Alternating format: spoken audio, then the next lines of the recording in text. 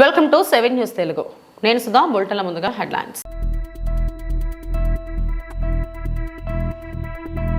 ఇవి మన తలరాతులు మార్చే ఎన్నికలు. ఎర్రగొంట్ల గ్రామంలో ముఖాముఖి కార్యక్రమంలో సీఎం జగన్ వెల్లడి.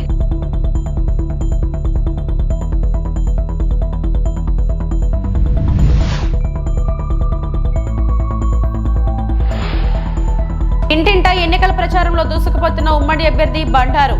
హారతులతో ఘనంగా స్వాగతం పలికి సాదరంగా ఆహ్వానిస్తున్న ఆత్రేయపురం మహిళలు, గ్రామస్తులు.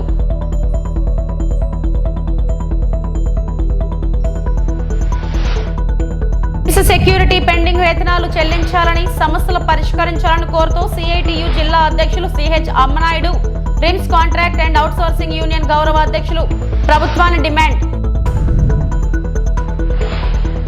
ఇవి మన తలరాతులు మార్చే ఎన్నికలు అని ఎర్రగుంట్ల గ్రామంలో ముఖాముఖి కార్యక్రమంలో సీఎం జగన్ వ్యాఖ్యానించారు. ఇంత చిన్నోడు చేసిన పనులను 14 ఏళ్ల అనుభవం చేయగలిగిందా అని ప్రశ్నించారు.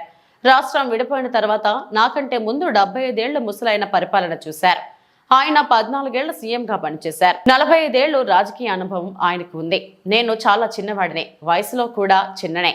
ఇంత చిన్నోడు చేసిన పనులు ఇదే గ్రామంలో 14 ఏళ్లు ముఖ్యమంత్రిగా పనిచేసిన వ్యక్తులు మీ గ్రామంలో చేశారా? ఆలోచన చేయండి. ఒక్కసారి ఓటు వేసే సమయంలో ఆలోచన చేయండి. మనం వేసే ఈ ఓటు మన భవిష్యత్తు కోసమే వేస్తున్నాం.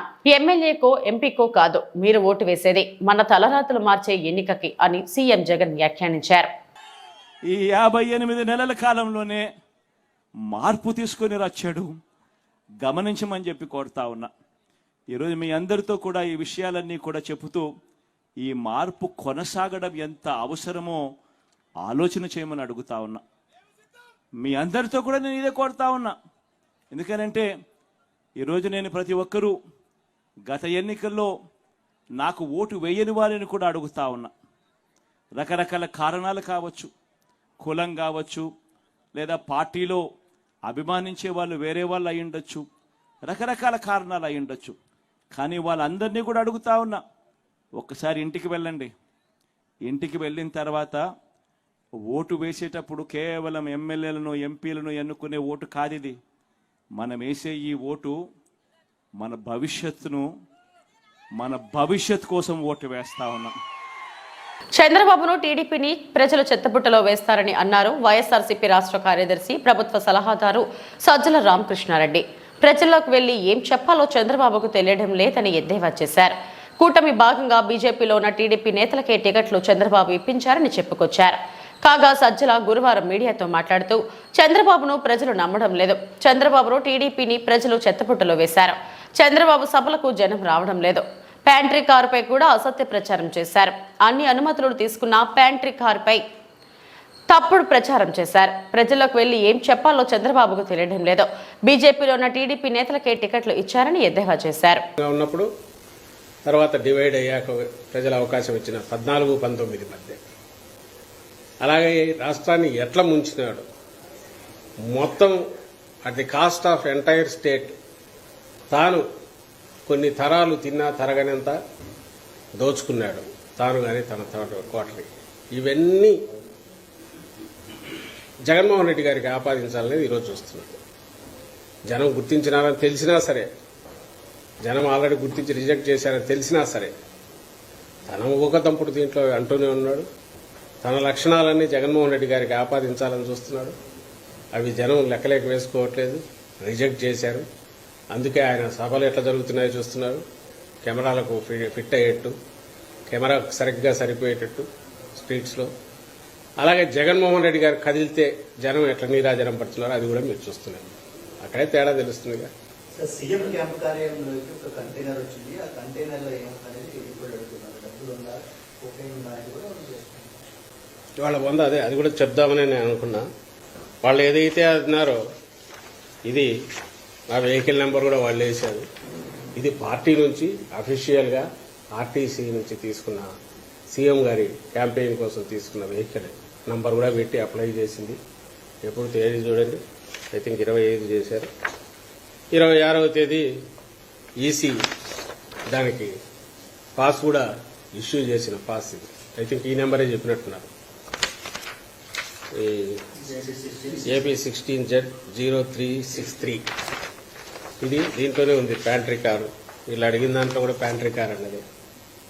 వాళ్ళు ఇచ్చింది కూడా దానికి ఈసీ సర్టిఫికేట్ ఇచ్చింది. ఇది ప్యాంట్రీ కారు. నేను ఇంతకంటే ఎక్కువ చెప్పాల్సిన అవసరం లేదు. వీళ్ళు గవర్నమెంట్లో ఉన్నారు. అప్పుడు ముఖ్యమంత్రిగా ఆయన తిరిగాడు. అప్పుడు ఉన్నది ఇప్పుడు అలాంటి ఫెసిలిటీనే ఉంటుంది. ముఖ్యమంత్రి పోతున్నప్పుడు పార్టీ తీసుకున్న ఫెసిలిటీ ఇది. పూర్తిగా దానికి అవసరమైతే పే చేసి తీసుకున్న ఫెసిలిటీ ఇదే కాదు. దీని మీద ఐ థింక్ చంద్రబాబు నాయుడు కూడా ఇచ్చాడా లేక లోకేశ్వర్కే కన్ఫైన్ అయినాడు. ఆ ట్విట్టర్ ఎందుకు పెట్టాడో తెలియదు కానీ వీళ్ళ కోసమే ఉన్నట్టుంది అది. దాని ఇంత దుర్వినియోగం ఎవరు చేసి ఉంటారు ఆ ప్లాట్ఫామ్, తండ్రి కొడుకులు చేసుకుంటా. అసలు వెనక ముందు ఎద్దు ఈనిందంటే ఇమీడియట్ కట్ అయ్యమన్నట్టు. అసలు ఎద్దు ఎంతుందా లేదా అనేది కూడా ఆలోచించాల్సిన అవసరం లేదని అనుకోవడం. దీంతోపాటు నిన్న ఇంకోటి కూడా వచ్చినట్టుంది. మా కాళహస్తిలో పార్టీ అధికారికంగా తీసుకున్న గోడౌన్లో సరుకు పెట్టుకొని ఏది బిల్లులన్నీ పే చేసి తెచ్చి పెట్టుకున్న సరుకు అన్నీ చూస్తే దాని మీద కూడా ఏదో ఇది ఉందని చెప్పి యాగీ చేసి గొడవ చేసి అధికారులు వచ్చి చూసేంతవరకు లాక్కపోయారు. నా అనుమానం ఏదంటే మా పార్టీ ఆఫీస్లో కూడా వస్తారేమో అని.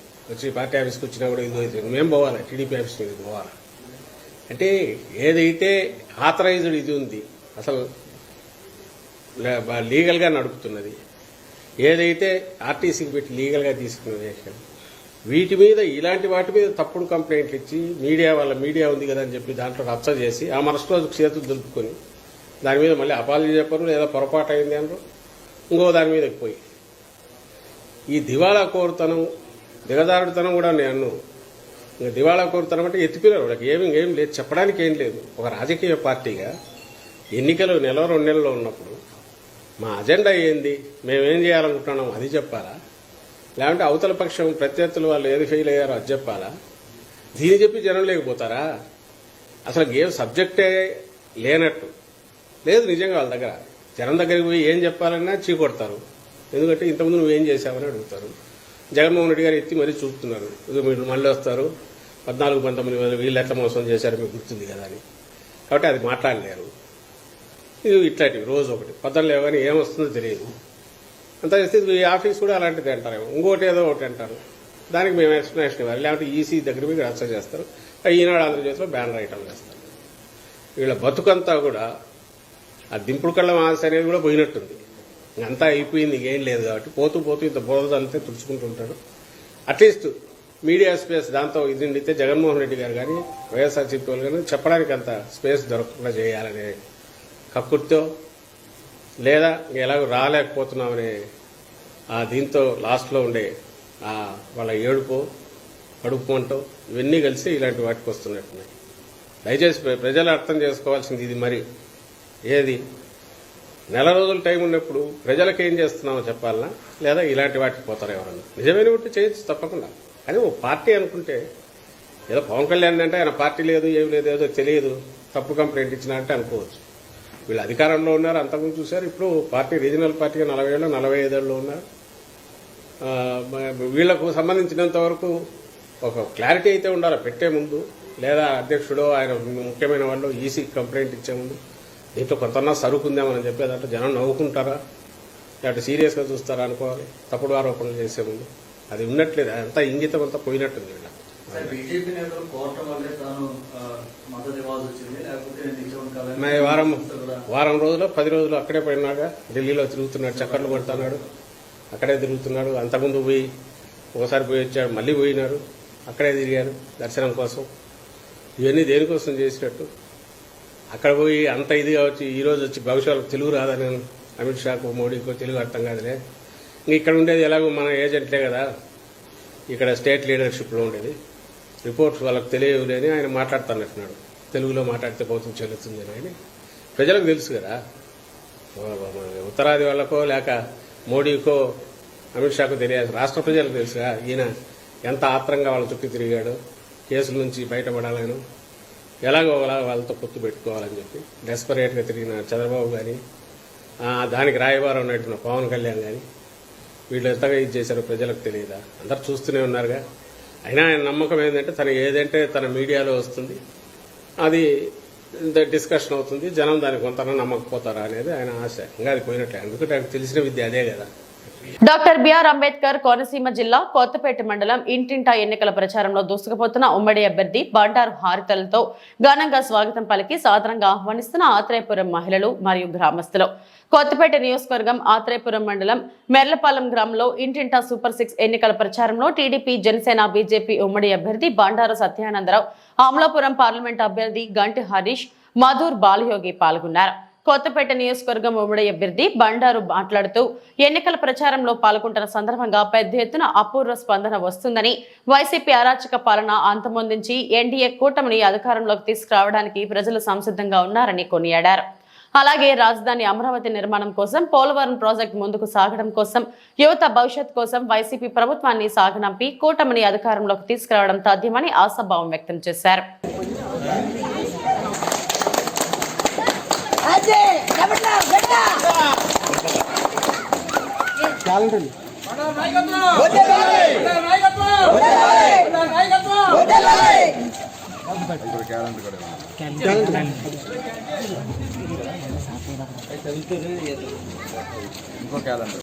హరీష్ గారు, బాలయ్య గారు ఎంపీ గారు ఉండేవారు కదా మనకి.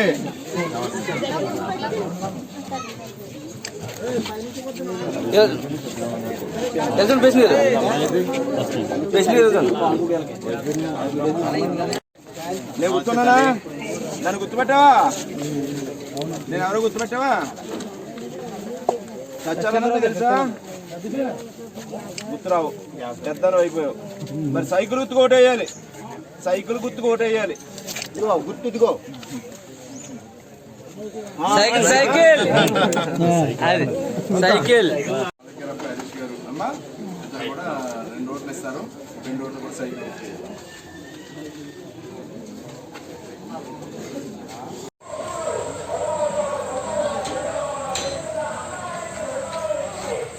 కావలి ఎమ్మెల్యే మొదటి రోజు ప్రచారంలో భాగంగా ముందుగా పట్టణంలోని పాతూరు శివాలయం నందు ప్రత్యేక పూజలు నిర్వహించి వేద పండితులచే ఆశీర్వచనం అందుకున్న శాసనసభ్యులు శ్రీ రామిరెడ్డి ప్రతాప్ కుమార్ రెడ్డి.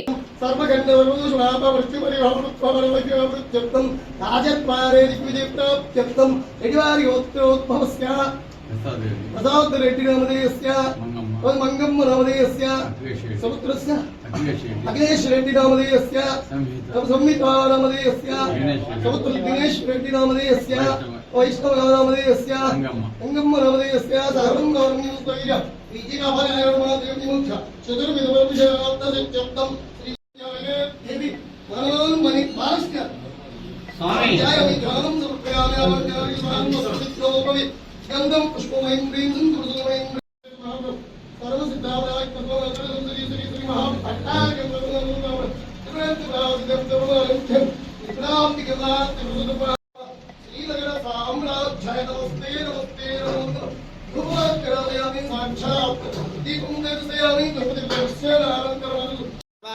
ैनम् देवताभिरुद्धरति यावतीर्वै देवतास्ताः सर्वा वेदविधि ब्राह्मणे वसन्ति तस्मा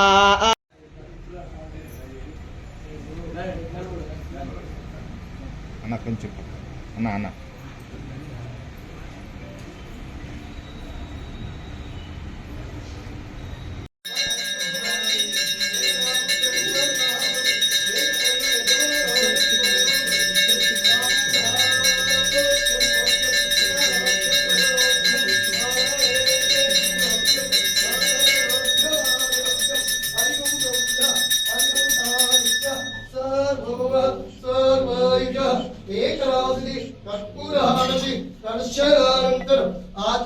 समर्पयामि ओम कात्यायनाय विद्महे कन्याकुमारी धीमहि तन्नो दुर्गे प्रचोदयात् सहस्रवर्मा देवी च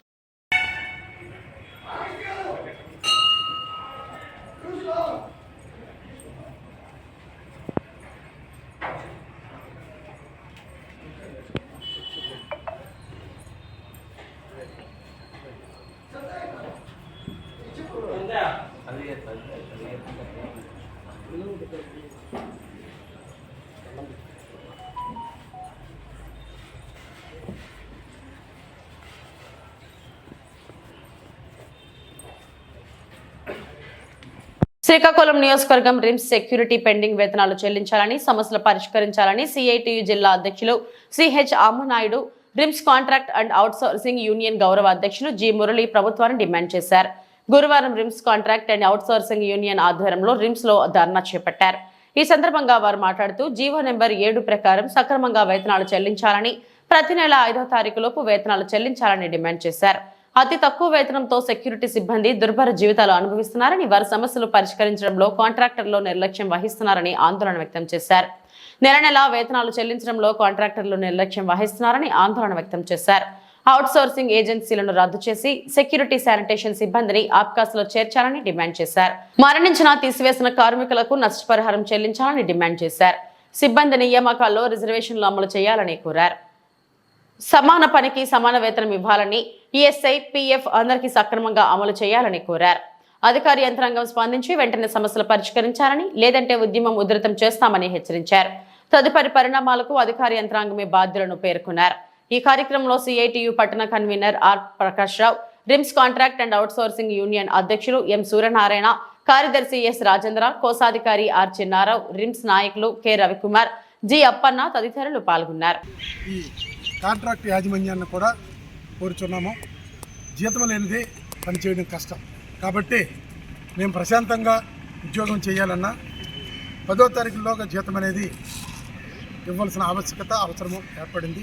అలాగే అనేక సమస్యలు ఉన్నాయి. పిఎఫ్లు అయితేనేమి, ఈఎస్ఐలు అయితేనేమి, ఇంకా మిగతా సమస్యలు కూడా జీవో నెంబరు దీని ప్రకారం కూడా జీతభత్యాలు అనేది పెంచాలి. మినిమం కనీస వేతనము, సమాన పనికి సమాన వేతనము ప్రతి కార్మికుడికి 25,000 రూపాయలు ఇస్తే కానీ సరిపోదు. ఎలక్షన్ అయిన తర్వాత మేము సమాన పనికి సమాన వేతనం ఇవ్వాలని ఆ ఇష్యూ మీద ప్రధానంగా ఫైట్ చేస్తామని కోరుతున్నాను. నా పేరు Murali, Srikakulam, RIMS contract and outsourcing employees గౌరవ అధ్యక్షుడు. కర్నూలు జిల్లా కౌతాలం మండలంలో వెలిసినటువంటి పుణ్యక్షేత్రమైన శ్రీ ఉరుకుంద నరసింహ ఈరన్న స్వామి హుండీ లెక్కింపు చేపట్టారు. బుధవారం దేవాలయం అన్నదానం హుండీ లెక్కింపు చేపట్టారు. దేవస్థానం డిప్యూటీ కమిషనర్ హెచ్జి వెంకటేష్ పర్యవేక్షణలో హుండీ లెక్కింపు చేపట్టగా, దేవాలయం హుండీ చేపట్టగా 24,69,790 రూపాయలు, అన్నదానం హుండీ లెక్కింపు చేపట్టగా 5,48,384 రూపాయలు వచ్చినట్టు, గోల్డ్ 5 గ్రాముల 800 మిల్లీగ్రాములు, సిల్వర్ 4 కేజీలు 100 గ్రాములు వచ్చినట్టు తెలియజేశారు. ఈ కార్యక్రమంలో Shri PC Ramprasad, grade 1 executive officer అతోని, దేవస్థాన పర్యవేక్షకులు తదితరులు పాల్గొన్నారు.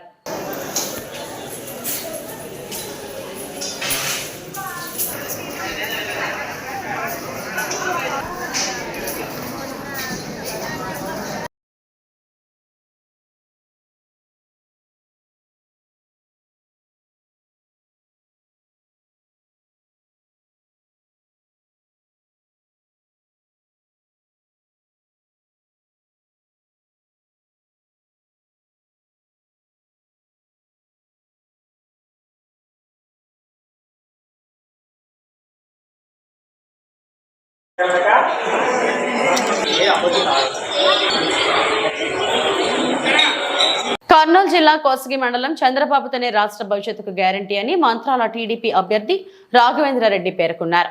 కోస్గి మండల కేంద్రంలో సీనియర్ నాయకులు, కార్యకర్తలతో కలిసి భవిష్యత్తుకు గ్యారంటీ కార్యక్రమం నిర్వహించారు. ప్రతి ఇంటింటా తిరిగి చంద్రబాబు ప్రవేశపెట్టిన సూపర్ 6 పథకాలపై ప్రజలకు వివరించారు. మహిళలకు 3 సిలిండర్లు, బస్సుల్లో ప్రయాణం ఉచితం, తల్లికి వందనం పేరిట బడికి వెళ్లే తల్లులు ఖాతాల్లోకి నేరుగా జమ చేస్తారన్నారు. సమాజమే దేవాలయం, ప్రజలే దేవుళ్లు అనే సిద్ధాంతంతో కొనసాగుతామన్నారు. మంత్రాలయం గడ్డపై టీడీపీ జెండా ఎగరడం ఖాయమని అన్నారు.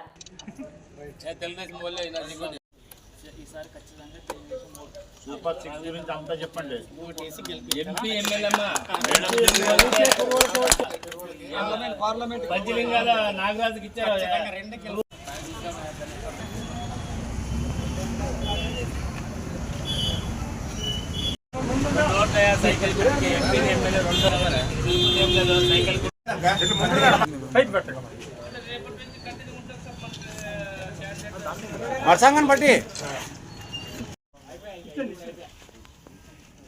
పథకాల గురించి చెప్పారా?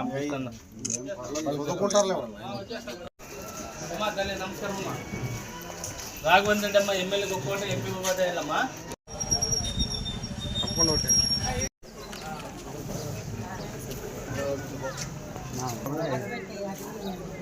అక్కడే వదినా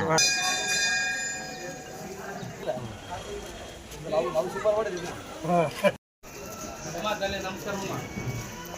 రాఘవేంద్ర రెడ్డి అమ్మ ఎమ్మెల్యే గొప్పకోట ఎంపీ ఉపాధ్యాయులమ్మా.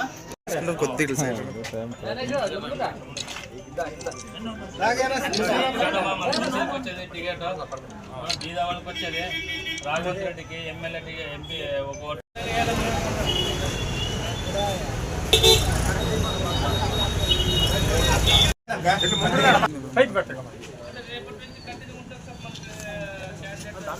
వర్షాంగం బట్టి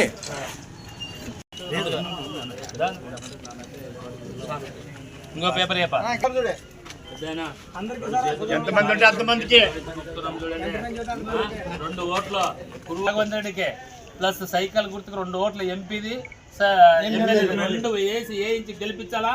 మళ్ళీ నన్ను కురువానికి వచ్చేది కాబట్టి శ్రీకాకుళం నగర కార్పొరేషన్ పరిధి స్థానిక 7వ రోడ్డు జంక్షన్ వద్ద నూతనంగా ఏర్పాటు చేసిన ఎస్కేజే శ్రీ కౌశికి జ్యువెలర్స్ ప్రారంభోత్సవ కార్యక్రమంలో పాల్గొన్న శ్రీకాకుళం నియోజకవర్గ టీడీపీ జనసేన బీజేపీ ఉమ్మడి ఎమ్మెల్యే అభ్యర్థి శ్రీ గొండు శంకర్ మరియు శ్రీకాకుళం నియోజకవర్గం మాజీ ఎమ్మెల్యే శ్రీమతి గుండా లక్ష్మి మరియు ముఖ్య నాయకులు కార్యకర్తలు అభిమానులు పాల్గొన్నారు.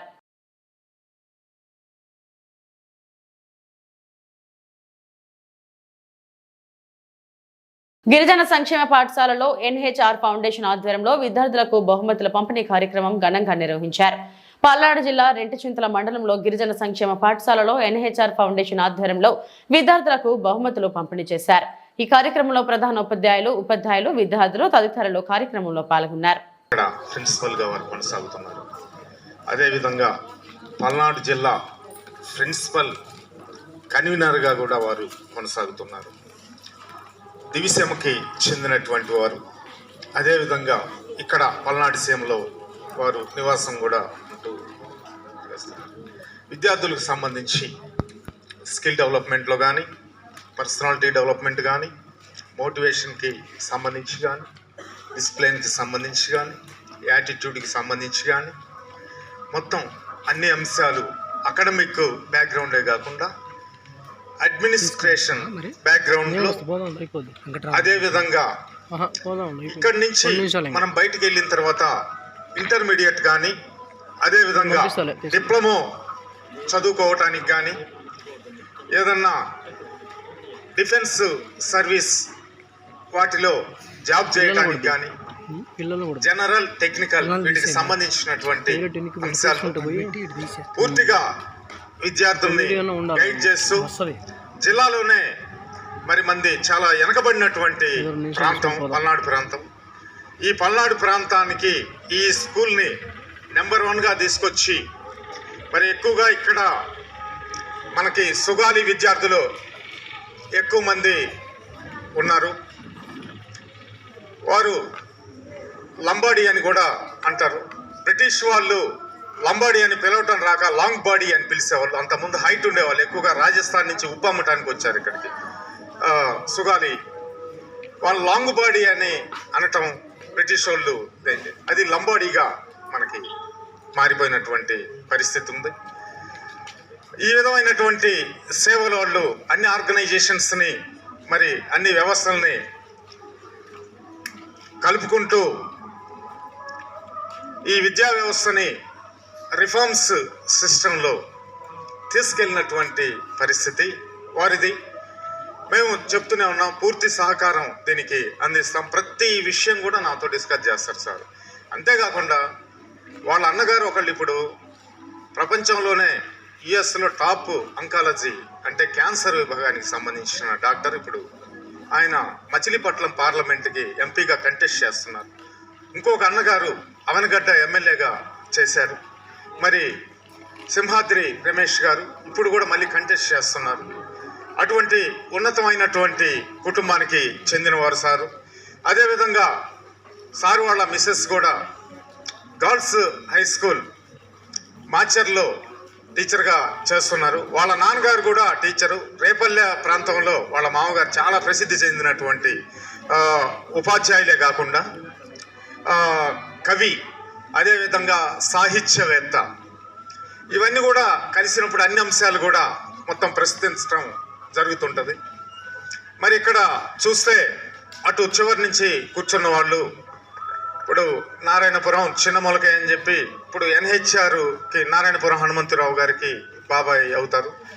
వారు కూడా YRSSI స్కూల్లో చేసి వాళ్ళ బ్యాచ్లో SPL స్కూల్ పీపుల్స్ లీడర్ 10వ తరగతిలో SPLగా చేయటం జరిగింది. మరి వాళ్ళ బ్యాచ్లోనే ST స్కూల్లో బండి మరే కుమారు మధ్యప్రదేశ్ DGPగా చేశారు. పల్లెల్లో వెంకటరామరెడ్డి గారు PVR రెడ్డి ఆయన కస్టమ్స్ చీఫ్ కమిషనరేట్గా గుజరాత్ స్టేట్ చేయటం జరిగింది. ఇప్పుడు మన రాష్ట్ర ప్రభుత్వంలో కూడా విద్యుత్ నియంత్రణ మండలి బోర్డు మెంబర్గా ఆయన 5 సంవత్సరాలు నామినేటెడ్ పదవిలో ఉన్నారు. ఉన్నతమైనటువంటి వాళ్ళు రక్షణ శాఖలో కూడా కోటిరెడ్డి గారు అని వాళ్ళ బ్యాచ్ ఉన్నారు. ఆంధ్ర యూనివర్సిటీ వైస్ ఛాన్సలర్గా కూడా వల్లపల్లి నాగేశ్వరరావు మా బంధువు వాళ్ళ బ్యాచ్కి సంబంధించిన వాళ్ళే. అదేవిధంగా మరి నితిన్ గడ్కరీతో పాటు చదివి ఇప్పుడు బీజేపీ పార్టీలో కూడా కీలకమైనటువంటి బిల్డింగ్ స్ట్రక్చర్లో ఉండి ఇటీవలనే మరణం పొందారు. వారు కూడా చాలా అవార్డులు తీసుకొని కాయితీ సైదారెడ్డి గారని వాళ్ళ బ్యాచ్కి సంబంధించిన వాళ్ళు. అదేవిధంగా కాకర్ల కోటేశ్వరరావు గారని ఇండియన్ వాలీబాల్ కోచ్, మరి అనేక దేశాల్లో పర్యటించి ఆయన కూడా ఇప్పుడు విజయవాడ స్టేడియంలో కోచ్గా చేస్తున్నారు. వారి నేపథ్యం అది. తర్వాత దమ్మాలపాటి రామకోటయ్య గారని ఇప్పుడు అడ్మినిస్ట్రేటివ్ ఆఫీసర్గా ప్రతిపాడు మండలంలో చేస్తూ జిల్లా పరిషత్తుకు కూడా సహకరిస్తూ పంచాయతీరాజ్ శాఖలో కూడా వాళ్ళు చేయటం జరిగింది. ఆంధ్రప్రదేశ్ రాష్ట్రంలో మహిళలు ధైర్యవంతులు అనేలా సీఎం వైఎస్ జగన్మోహన్ రెడ్డి శక్తినిచ్చారని ఎంపీటీసీ సభ్యురాలు స్వాతి అన్నారు. ఎర్రగుంటలో సీఎం వైఎస్ జగన్ నిర్వహించిన ముఖాముఖిలో స్వాతి మాట్లాడారు. నేను ఒక ప్రైవేట్ స్కూల్ టీచర్ని. మిమ్మల్ని మీరు మహిళలకు అందించే ధైర్యాన్ని చూసి నేను రాజకీయాల్లోకి వచ్చాను. నేను ఇప్పుడు ఎంపీటీసీగా పనిచేస్తున్నాను. దేశం మొత్తంలోనే యంగ్ అండ్ డైనమిక్ సీఎం మీరు. మిమ్మల్ని జగనన్న అనకుండా గౌరవపూర్వకంగా సార్ అని పిలుస్తాను. అన్న అంటే బంధం మాత్రమే అవుతుంది. మీకు ఎంత గౌరవం ఇచ్చినా తక్కువే. విమెన్ ఎంపవర్మెంట్తో మాకు ఎంతో శక్తిని ఇచ్చారు మీరు. ఎక్కడో ఉన్న మమ్మల్ని సమాజంలో మీ సమస్యలను పరిష్కరించుకొని సాధికారతను సాధించుకోమని 50% రిజర్వేషన్ కల్పించారు. ఏపీలో మహిళలు ధైర్యవంతులు అనిపించేలా చేశారు. మాకేం జగనన్న ఉన్నారు. పిల్లలను చదివిస్తారు. బ్యాంక్ లోన్ సహా ఏది కావాలన్నా మీ ఆధ్వర్యంలో మాకు అందుతున్నాయి. రాష్ట్రంలో పేదరికం అనే మాట డిక్షనరీ నుండి నెమ్మదిగా తగ్గిపోతుంది. గ్రామానికి విచ్చేసినందుకు చాలా అంటే చాలా హ్యాపీ సార్. స్వాగతం సార్, సుస్వాగతం sir. Only one and only great CM in India sir. So భారతదేశం మొత్తానికి కూడా నేను గర్వించదగ్గ మొట్టమొదటి young and dynamic CM sir మీరు. సార్ మిమ్మల్ని నేను రెస్పెక్టబుల్ గా వర్డ్ సార్ అని అంటున్నాను. అన్న అంటే అది బంధం అవుతుంది. సో నేను మీకు ఎంత గౌరవం ఇచ్చినా తక్కువే in my women empowerment sir. Sir మాకు ఆ శక్తిని ఇచ్చినారు మీరు సార్. ఎక్కడో ఉన్న మమ్మల్ని బయటికి రండమ్మా, సొసైటీకి రండమ్మా, సొసైటీలో చూడండమ్మా. మీ సమస్యలు ఏమన్నా ఉంటే మీరే స్వాతి సార్. సార్ మీరు సొసైటీలోకి రండమ్మా, వచ్చి మీ సమస్యలు మీరే తీర్చిదిద్దుకోండి. సో మీ పిల్లల సమస్యలు మీరే తీర్చిదిద్దుకోండి. మీరు రండి బయటికి, ఇళ్లలో నుంచి బయటికి రండి, మీ సాధికారతను మీరే తెచ్చుకోండి అని 50% రిజర్వేషన్ మాకు ప్రతిదీ కల్పించి మమ్మల్ని మంచి ఉమెన్స్ లాగా ఒక్క ఏపీలోనే ధైర్యవంతులం మేము, ధైర్యవంతుల ఉమెన్స్ మేము అని చెప్పుకోగల ఏపీ ఉమెన్స్ సార్ మేము. ఒక్క ఆంధ్రప్రదేశ్లోనే చాలా జగన్ అన్న ఉన్నాడు. మాకేం జగన్ సార్ ఉన్నారు, మాకేం జగన్ అన్న ఉన్నారు. ఏది తక్కువైనా మా పిల్లలకి చదువు చెప్పిస్తారు. మాకేమన్నా పొదుపులలో లోన్స్, బ్యాంకులలో loans, including whatever sir మీ ఆధ్వర్యంలో జరుగుతున్నాయి. పేదరికం అనే మాట డిక్షనరీ నుంచి చిన్నగా తరిగిపోతుంది సార్. నెక్స్ట్ ఇంకోటి లంచం అనే మాట విని 5 years అవుతుంది సార్ మేము. This is the truth sir, this is the truth sir. Sir మీరు నాకు ఈ అవకాశం ఇవ్వకపోయిందంటే 4 years నుంచి డైరెక్ట్ నేను మీకు లెటర్ రాసేదాన్ని సార్. నేను ఎప్పుడూ అనుకుంటుంటా సార్కి నేను మాట్లాడలేకపోయినా ఈ ఎలక్షన్స్ అయిపోయినా నేను ఒక లెటర్ రాసి జగనన్నకు పంపిస్తా. ఎందుకంటే సమాజంలో మమ్మల్ని మహిళల్ని బయటికి తీసుకొచ్చి ఇంక్లూడింగ్ పాలిటిక్స్ సార్. నేను ప్రైవేట్ స్కూల్ టీచర్ని. అక్కడి నుంచి మిమ్మల్ని చూసి మీ రూలింగ్ని చూసి పాలిటిక్స్లోకి వచ్చినాను sir. I'm MPTC sir. So I'm MPTC sir. Sir ఇంత ధైర్యం ఇస్తారా జగనన్న, ఇంత ఫ్రీడమ్ ఇస్తారా జగనన్న అన్నంత ఉంది సార్. గత గవర్నమెంట్స్ చూసుకుంటే ప్రతి దానికి సార్ నాకు బాగా నచ్చింది ఏంటంటే లోకల్ గవర్నెన్స్, స్వయం పరిపాలన, మిమ్మల్ని మీరే పరిపాలించుకోండి, మీ సమస్యల్ని మీరే తీర్చిదిద్దుకోండి అన్న మాకు ఆ ధైర్యాన్ని ఇచ్చినారు సార్ మీరు. సో సచివాలయం సిస్టమ్స్ ఒక్కో సర్టిఫికేట్ కావాలంటే మాకు కొన్ని రోజులు పట్టేది, కొన్ని నెలలు పట్టేది. ఇప్పుడు వితిన్ 24 అవర్స్లో మీ సైన్యంతో సచివాలయం సిస్టంతో ఒక్క 24 అవర్స్లో ఒక సర్టిఫికేట్ వస్తుంది. వేరే వ్యక్తితో కానీ వేరే వాళ్ళతో కానీ మాట్లాడకుండా సో ఇచ్చేసి మేమే చేసేసుకుంటాం sir. Sir thank you sir, I'm a big fan of you sir. Thank you ఈ అవకాశం ఇచ్చినందుకు. ఈ వార్తలు ఇంతటితో సమాప్తం. నమస్తే.